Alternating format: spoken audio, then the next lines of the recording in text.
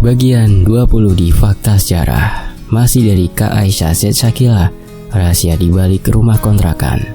Sudut pandang dari Rafka. Ini dia selengkapnya.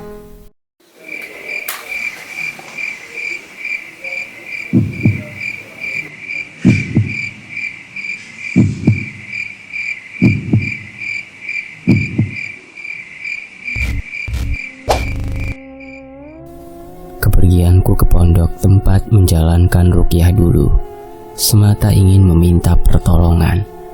Merasa tak tahan jika makhluk itu terus mencelakai Ica. Sampai di pondok, aku disambut anak-anak yang dulu pernah belajar meruqyah bersama-sama di sana. Sampai sekarang, mereka masih aktif membantu abah guru dan kiai. Pondok ini bukan pondok yang terkenal maupun besar. Letaknya jauh dari kota, sengaja dibangun di pinggir kampung, memajukan lagi pemikiran masyarakat kampung dari segi agama. Pasalnya masih banyak yang percaya pada benda yang katanya dapat menolong, yang disebut khurafat dan syirik. Masih banyak yang belum tahu bahwa itu syirik kecil atau musyrik, menduakan Allah, menganggap ada benda yang mampu menolong selain Allah. Segala ilmu datangnya dari Allah, tapi cara dan gunakan ilmu yang baik dan sesuai dengan syariat.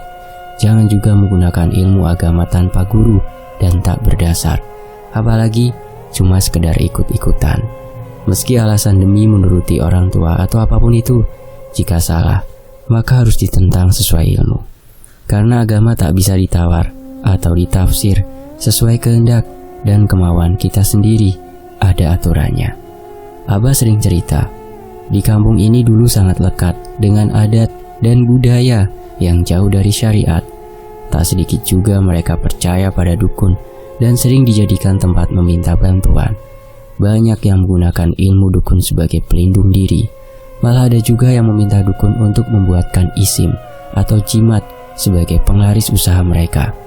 Namun, semenjak berdirinya cabang Pondok Al-Hidayah ini 10 tahun yang lalu, warga sekitar tak lagi percaya dukun dan melakukan syirik.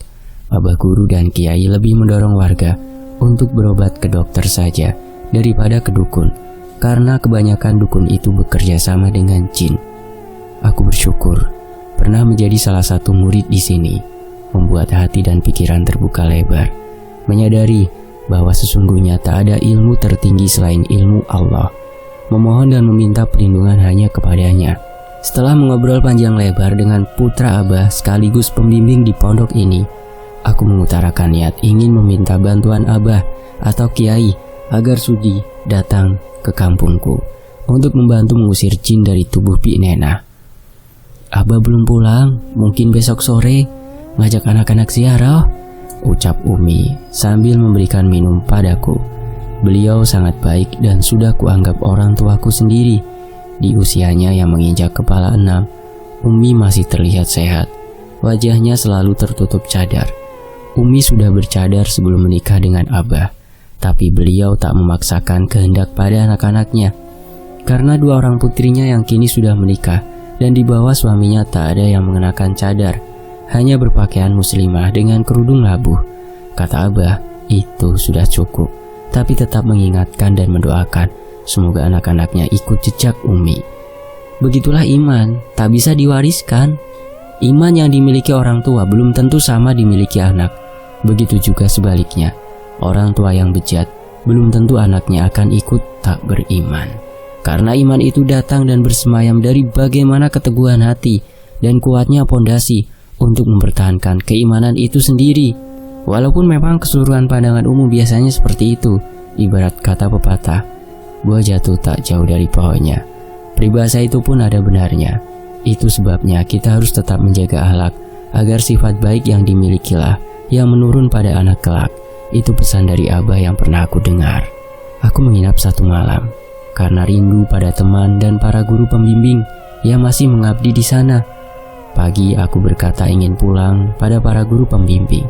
Niatnya aku ingin menunggu Abah guru hingga sore. Mereka juga berkata masih ingin mengobrol panjang lebar karena sudah lama tak bertemu. Tapi aku khawatir pada Ica. Kini dia adalah tanggung jawabku. Sudah berjanji akan selalu melindungi dan menjaganya.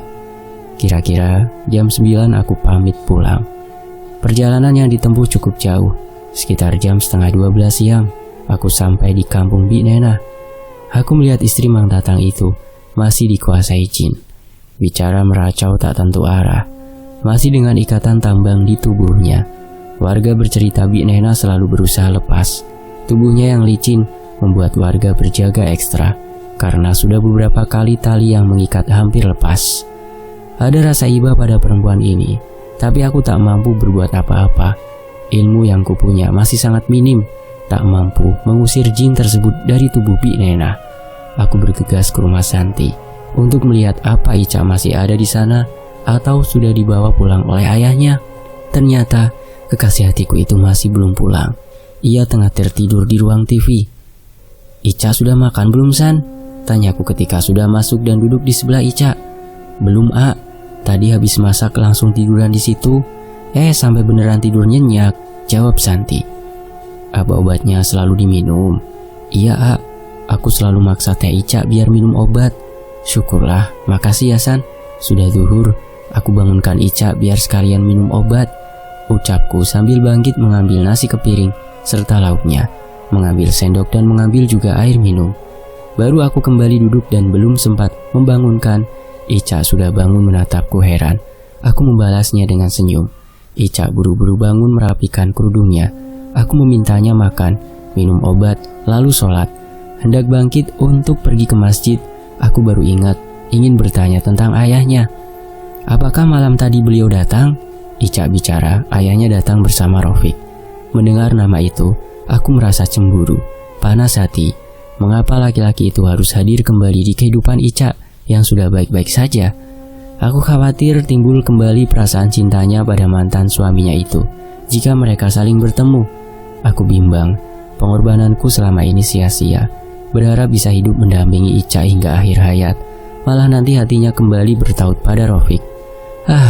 Aku sedikit kesal, lalu melangkah ke masjid sekalian menenangkan hati, berharap rasa perempuan yang selama ini kucintai tak mudah berubah. Seharian hingga sore aku menjaga Bik Nena, gantian dengan warga kampung. Meskipun ia kesurupan, tapi aku kasihan pada perut Bik Nena yang dari kemarin belum juga terisi makanan. Ia memang tak terlihat lapar, tapi aku minta pada salah satu warga agar memberi Bik Nena makan. Yang lain tak berani mendekat untuk menyuapinya. Untuk membuka tali yang mengikat Bik Nena juga rasanya tak mungkin. Terpaksa aku yang mendekat untuk menyuapi. Bik Nena makan sangat lahap, tanpa dikunyah langsung menelan nasi dan lauk yang kusuapkan padanya. Begitu juga ketika minum. 1 gelas penuh aku bantu meminumkan. Sekali tenggak tampak tak merasa kenyang. Selesai makan, ia meminta kopi hitam yang panas dan rokok. Aku tak menuruti keinginannya. Terserah, meski ia mengamuk inginkan semua itu, aku tak memperdulikan. Bapak Ica sudah datang untuk membantu. Beliau turut serta membawa Rafiq. Merasa kurang senang melihat anak laki-laki itu datang. Rasanya kami juga tak membutuhkan dia berada di sini. Aku yakin niatnya di sini ingin mendekati Ica kembali. Hal ini juga membuat rasa cemburuku kian membuncah. Malam ini selesai sholat Isya, semua diminta mengaji oleh Bapak Ica. Meruqyah juga agar jin di tubuh Bik Nena segera keluar. Tapi ternyata tidak mudah. Ia sama sekali tak bergeming. "Terus gembur saja, yakinlah dia akan kalah," ucap Bapak Ica agar kami juga tak lengah. "Hei Pak Tua, apa kabar? Aku tidak takut padamu. Kalian hanya sekumpulan manusia bodoh yang akan aku musnahkan," ucap jin tersebut seraya tertawa. "Kaulah iblis yang akan kami musnahkan. Manusia lebih mulia dari dirimu," jawab Bapak Ica. "Mulia? Jika kalian mulia, tidak akan ada yang datang menyerahkan diri demi meraih kekayaan dan kebahagiaan padaku." Dia masih tertawa di setiap ucapannya. Ya, itu hanya mereka yang kurang iman. Tapi orang beriman gak mungkin meminta pertolongan kamu, tukas Pak Hanafi dengan tenang, masih sambil berzikir. Terasa sesak dan panas, harus duduk berdekatan dengan mantan suami Ica. Aku memutuskan keluar dan meminta yang lain masuk untuk mengganti posisiku. Rendang-rendang aku melihat 2 orang berjalan menuju rumah ini. "Ica kenapa kesini?" tanyaku ketika perempuan itu menghampiri. Aku penasaran ingin lihat Bik Nena. "Bahaya, Cak. Kamu sama Santi pulang saja," pintaku. Tapi itu ibu-ibu juga banyak berkumpul, kenapa aku nggak boleh lihat? Bukan nggak boleh. Kamu tahu jin itu siapa? Bukan satu kali dia mau celakain kamu, Cak. Aku cuma takut kamu terluka lagi. Sebentar saja, Raf. Boleh ya? Aku penasaran sama Binena, ulasnya tanpa mengindahkan laranganku. Kalau gitu, tunggu di sini saja, nggak usah masuk. Ica mengangguk. Kepalanya melihat-lihat dari luar kaca yang tertutup gorden putih, transparan karena cahaya lampu dari dalam. Jadi terlihat jelas keadaan di dalam. Kamu cari Rofik? Tanyaku penasaran. Bukan, aku lihat bapak, jawabnya santai. Lalu ia duduk bersandar di luar dekat kaca bersama ibu-ibu lain yang hadir di sini. Kata warga yang heboh, kejadian ini baru pertama kali. Sebelumnya yang mengontrak di sini tak pernah kerasukan seperti ini. Hanya gangguan kecil saja. Di saat begini, masih saja aku memikirkan perasaan. Masih merasa cemburu, risau. Mantan suami Ica mengambil kesempatan. Hei Rafka, biar semua yang ada di sini tahu kalau kau adalah suamiku. Bicara pada mereka, Rafka. Teriak Binena padaku yang berdiri di luar sejajar dengan gawang pintu. Aku bukan suami kamu. Jangan banyak berharap, nanti sakit hati, selorohku. Malas menganggap serius ucapan makhluk itu. Warga yang mendengar ucapanku tertawa riuh, termasuk Ica, tampak tersenyum sambil menyandarkan kepala di pundak Santi. Brengsek, aku akan bunuh kau Rafka. Jika aku tidak memilikimu, maka tidak siapapun bisa memiliki kamu. Bunuh sajalah. Hidup juga aku kasihan. Jomblo melulu. Gak nikah-nikah, sahutku. Kali ini ada rasa perih mengucapkan kata-kata itu. Warga kembali tertawa mendengar ucapanku. Padahal aku agak serius dengan ucapanku baru saja. Aku memang bujang lapuk. Gara-gara makhluk itu, hingga kini sulit menikah. Bahkan harus berjuang untuk bisa mendapatkan Ica, wanita pertama yang mengisi hatiku. Kau pikir aku tidak berani, ha? Kau tahu selama ini aku yang mencelakai perempuan itu. Tawa iblis itu menggema. Iya, aku tahu. Kan lu sendiri bilang. Aku mencebik meledek. Kalian tahu siapa yang merasuk tubuh Ani? Itu aku. Ani? Bukannya sebelum aku datang ke kampung ini, Ani memang sudah kesurupan? Memang benar. Karena ini rumahku yang diberikan tuanku. Aku hanya senang-senang dengan setiap penyewa rumah ini. Setelah kau datang dan menyukai perempuan itu, aku kau sia-siakan. Sebab itu dia harus mati. Bapak Ica menoleh ke arahku, agar aku tak mempedulikan ucapan makhluk itu. Kau tahu Rafka, siapa yang membuat rumah tangga perempuan itu porak-poranda? Itu aku. Ia tertawa kencang.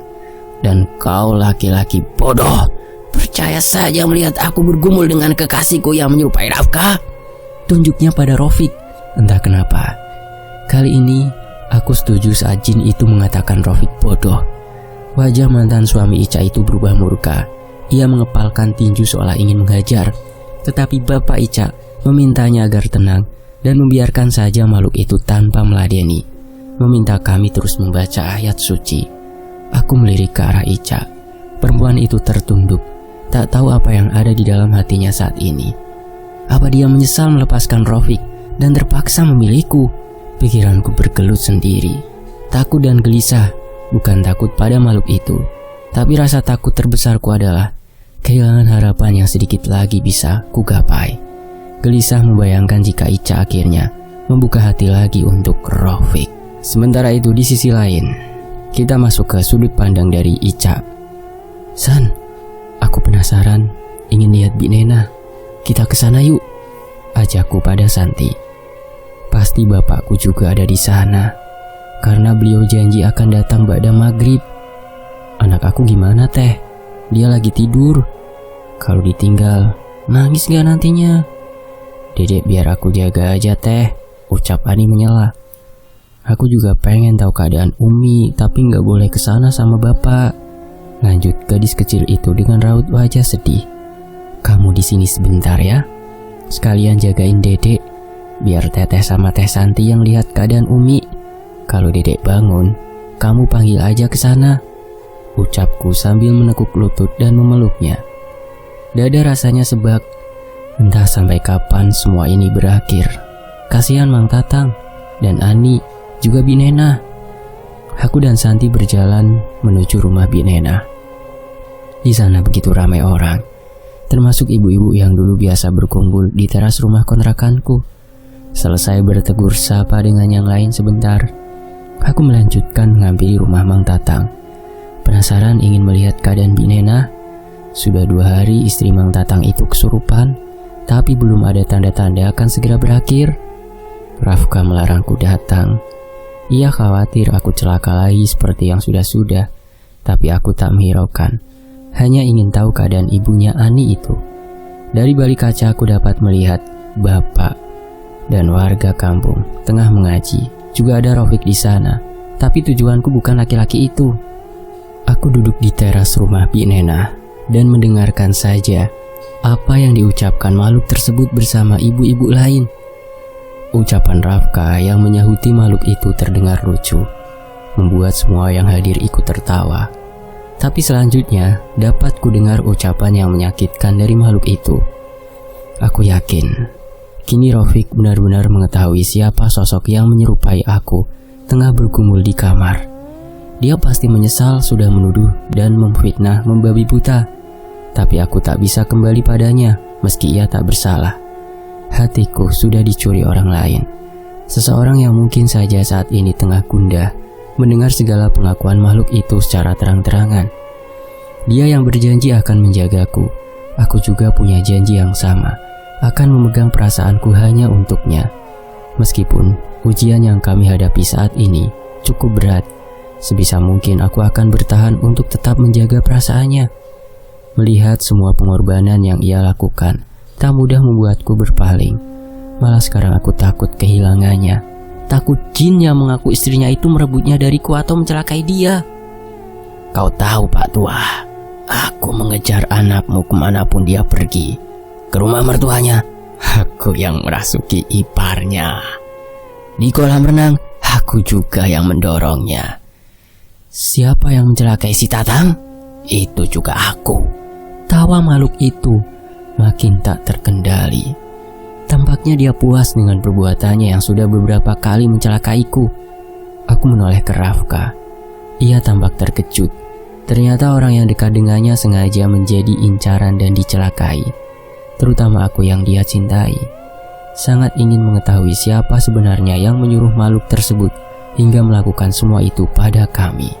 Jadi tidak semudah itu kau bisa menikah dengan perempuan itu. Ingat itu Rafka. Rafka tak menyahut lagi ucapan perempuan itu. Duduk tertunduk di sela-sela warga yang duduk bersama sambil mengaji. Aku sedikit mengintip dari sela jendela kaca, melihat bapak yang dari tadi terdengar suaranya. Jika Allah sudah berkehendak menyatukan mereka, tidak ada yang bisa menentang ketetapan Allah. Sebelum pertemuan ini terjadi, Allah sudah mencatat semua di Lauhul Mahfuz, termasuk tentang jodoh mereka. Bapakku kini bersuara, tetap dengan butiran tasbih yang berputar, dimainkan jemarinya. Alah diam kau Pak Tua. Tahu apa kau ah? Kau tidak ingat siapa yang memakan janin cucumu ah? Itu aku Pak Tua. Tawa Bi Nena menggema. Astagfirullahaladzim. Suara bapak terdengar bergetar menahan amarah. Rafiq pun terlihat sama, duduk tak jauh dari bapak. Dadanya kembang kempis menahan api kemarahan. Jadi dia keguguran Pak, dan semua itu ulah jin ini? Tanya Rafiq. Bapak mengangguk. Tubuhku seketika lemas. Santi juga terkejut mendengar semua itu. Begitupun para warga. Pandangan mereka semua tertuju iba padaku. Mataku rasanya panas. Di dalam sini terasa sesak. Ada sesuatu yang mendesak ingin keluar dari sudut mata. Tanpa bisa kutahan, bendungan di pelupuk mata pun roboh, membiarkan airnya mengaliri pipi dan membasahi ribaan. Aku terisak mengingat lagi rasa sakit waktu kehilangan calon bayi. Sakit yang luar biasa. Santi memelukku dan mengajak untuk pulang. Namun aku menolak. Ingin mendengar semua pengakuan iblis itu. Entah apa lagi yang dia perbuat padaku selama ini. Jin yang merasuki Bi Nena semakin panjang meracau, bicara kesana kemari, tapi tak ada lagi yang peduli. Semua makin gencar mengaji hingga membuatnya menjerit-jerit. Hentikan kalian, panas. Jika kalian tidak berhenti, aku akan runtuhkan rumah ini. Siapa yang menyuruh kamu? Siapa tuanmu? Tanya Rafka dengan lantang. Kau yakin ingin tahu, Rafka? Apa kau tidak akan menangis? Tanya makhluk itu terkekeh mengejek. Katakan siapa, atau aku bunuh kau iblis! Teriak Rafka sambil berdiri. Tampaknya ia sudah tak mampu lagi menahan amarah, membuat semua mata menatap ke arahnya. Aku juga benar-benar tak tahan dengan semua permainan makhluk itu. Baiklah, akan aku beritahu. Dari dirimu lahir, kau sudah dinikahkan denganku. Bahkan ketika masih dalam kandungan, kau sudah dipersembahkan untukku. Kau sungguh ingin tahu siapa orangnya? Ya, katakan siapa? Ibumu. Ibumu lah yang menikahkan kita. Dia manusia tamak. Demi harta rela menjual nyawa anaknya sendiri. Dan sekarang tidak akan ada lagi yang bisa memisahkan kita. Tutur makhluk itu menyeringai. Dapat kulihat raut wajah Rafka berubah tiba-tiba.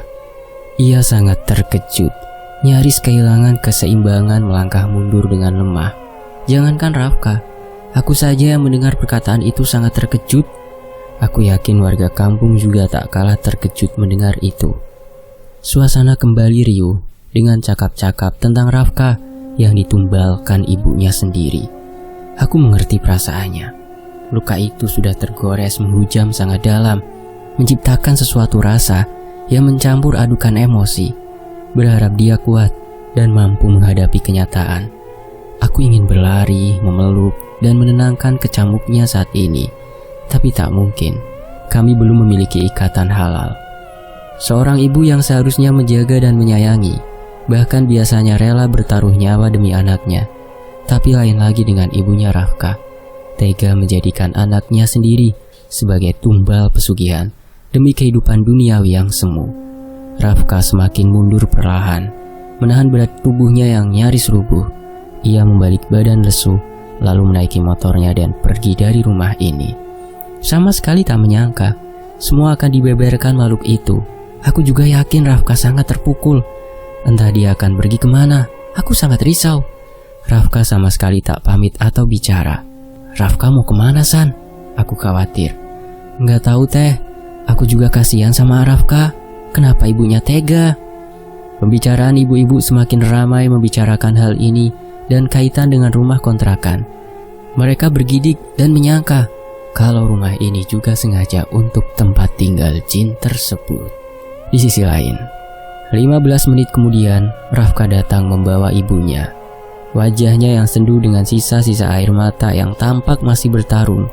Hatinya pastilah remuk reda mendengar semua yang sudah sekian lama tersimpan dalam hati rahasia yang digenggam ibunya. Bu Bambang tampak kebingungan melihat sekeliling rumah kontrakannya ramai orang. Ia tak henti menatap ke sana kemari. Perempuan bertubuh agak gempal itu memegang lengan Rafka dan meminta jawaban atas apa yang tengah terjadi saat ini. Ada apa ini, Raf? Kok mama dibawa ke sini sih? Kenapa juga di sini ramai orang? Masuk saja dulu, Ma. Justru Rafka yang ingin tanya soal semua ini sama mama. Rafka meraih tangan ibunya, lalu membawanya masuk ke dalam. Mereka berdua duduk agak jauh menghadap Bik Nena. Aku dan yang lainnya masih mengintip dari jendela kaca. Tampak jelas dari samping, wajah Bu Bambang diliputi kekhawatiran. Halo Sari, apa kabar? Bu Bambang tampak terperangah dan melirik ke arah Rafka. Bik Nena, kenapa Rafka? Tanya mamanya Rafka, setengah berbisik, mungkin heran melihat saudaranya yang bicara kurang sopan tak seperti biasa. Apa kau lupa padaku, wahai ibu mertua? Makhluk itu tertawa dengan kepala menengadah. Mertua? Siapa kamu? Tanya Bu Bambang gugup. Ini aku menantumu. Apa kau tidak ingat? Menantu? Anakku belum menikah. Apalagi sama kamu, sadar Nena. Aku rasa tidak mungkin kau lupa begitu saja. Aku yang selama ini memberi kehidupan yang layak untukmu. Kau juga sudah menjual Rafka padaku. Dan kau juga sudah menikahkan kami. Apa masih juga tak ingat? Ayolah, jangan hanya minta senangnya saja. Kau harus nasihati anakmu kalau dia sudah beristri. Rafka? Tubuh Bu Bambang tampak bergetar menatap anak laki-laki semata wayangnya. Seperti ia sulit menjelaskan sesuatu yang kini diketahui orang banyak.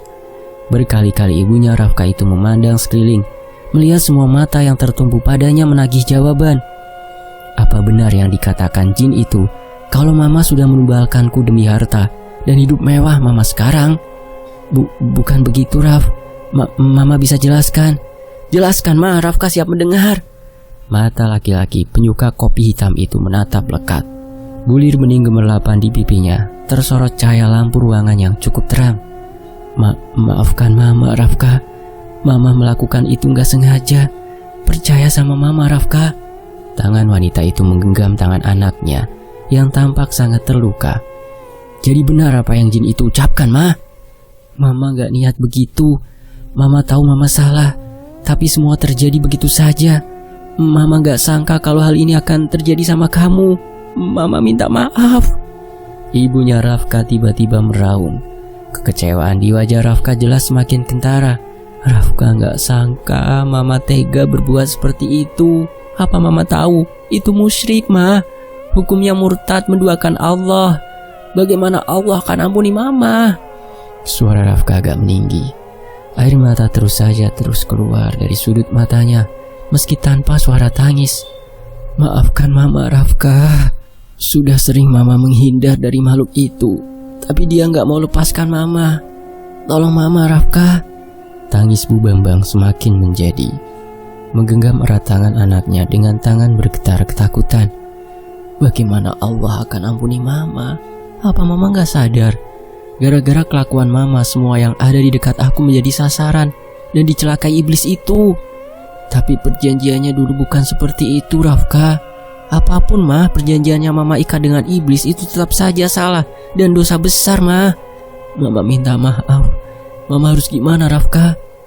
Mendengar ibunya Rafka memelas, jin itu malah tertawa semakin keras. Tidak ada pilihan untuk kalian selain menyerahkan nasib padaku. Kau punya dua pilihan, Rafka. Menyerahkan diri untuk selalu bersamaku dan menjauhi perempuan manapun hingga kau mati, atau kau menikahi perempuan itu berarti kau serahkan ibumu. Pilih yang mana, suamiku? Kau harus memilih salah satu, Rafka. Perempuan yang melahirkanmu itu sendiri memilih mengorbankanmu. Jika kau memilih perempuan lain, maka dia akan aku kejar sampai dia mati, dan ibumu juga akan mati untuk mengabdi di negaraku. Itu sudah menjadi perjanjian kami. Rafka kini tertunduk. Baunya terguncang. Aku merasakan penderitaan hatinya. Kini aku dan ibunya harus ia pilih, atau memasrahkan hidup pada iblis itu bahwa seumur hidup Rafka tak akan menikah. Air mataku pun ikut luruh menyaksikan pemandangan tak biasa ini. Entah apa yang akan jadi pilihan Rafka. Apakah ia akan tetap kukuh menikahiku, yang berarti aku dalam bahaya, dan juga ia harus melepas ibunya menjadi korban, atau mengorbankan dirinya sendiri sesuai perjanjian yang dilakukan ibunya. Sangat mengerti pilihan ini begitu berat untuknya. Sedang aku yang sudah membuka hati dan menyandarkan harapan bersama benih cinta di hatinya, kini harus pasrah dan rela pada setiap keputusannya. Semoga ada jalan untuk Rafka membuat keputusan agar tak merugikan dirinya sendiri ataupun orang yang ia kasihi. Hanya mampu menatapnya dari balik jendela dengan isak tangis. Aku sangat menyayanginya. Kenapa nasibnya begitu malang? Nasib cinta kami kini diuji dalam pilihan. Tetaplah kuat, Rafka. Rafkaku bersambung. Rafka dilema. Bantu milih ya. Kira-kira harus milih siapa nih? Milih ibu atau kekasihnya? Atau mengorbankan dirinya sendiri? Bersambung. Season 1 telah selesai. Gimana teman-teman? Mau lanjut lagi? Atau stop dulu nih? Atau mau pindah ke channel yang satunya lagi? Khusus yang ini kan agak 20% cuma horor ya, jadi 80% kan romance. Atau masuk ke channel FS Media, atau masih di sini saja di Fakta Sejarah. Mohon bantu komen ya teman-teman ya. Saya pamit. Wassalamualaikum warahmatullahi wabarakatuh. Sampai jumpa. Terima kasih ya Kak Isya ya. Terima kasih juga teman-temanku yang sudah menyimak kisah ini sampai di sini.